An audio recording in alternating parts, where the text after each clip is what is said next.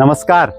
सामका आयुर्वेद योग व wellness centre येथील नक्षत्र वनामध्ये भगवान धन्वंतरीचे एक सुंदर मंदिर आहे आणि उद्या कमला एकादशी निमित्त भगवान धन्वंतरी यज्ञ, मार्गदर्शित ध्यान, प्राणायाम, प्रार्थना व प्रसाद वितरण इथे आयोजित केलेला आहे.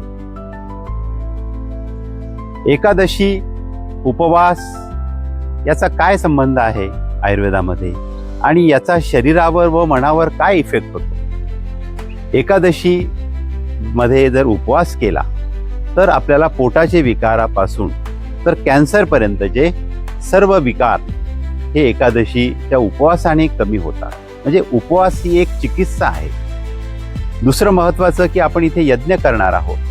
यज्ञामध्ये जी वापरणारी समिधा आहेत त्या समिधेमधून जे प्राणवायू जास्तीत जास्त आपल्या वातावरणात पसरतो त्या प्राणवायूमुळे मनाचा सकारात्मकता वाढतो. असे शास्त्रीय आधारे ही यज्ञ चिकित्सा, उपवास चिकित्सा आपण कमला एकादशी निमित्त इथे आपण करणार आहोत. तरी आपल्या सर्वांना नम्र विनंती आहे की या शिबिरामध्ये म्हणजे या यज्ञ मध्ये आपण सहभागी व्हा.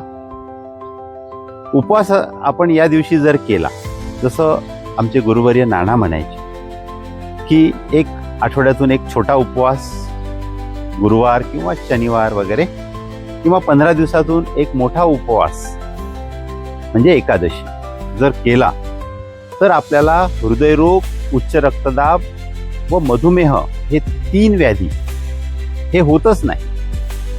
म्हणून आपण जी परंपरा आहे आपली ऋषी परंपरा ती जपून ठेवण्यासाठी, जपणूक करण्यासाठी सामका आयुर्वेद योग व वेलनेस सेंटर आपणाकरिता भगवान धन्वंतरी यज्ञ करिता सहभागी होण्यासाठी विनंती करीत आहे. तर चला तर मग आपण या यज्ञामध्ये सहभागी व्हा.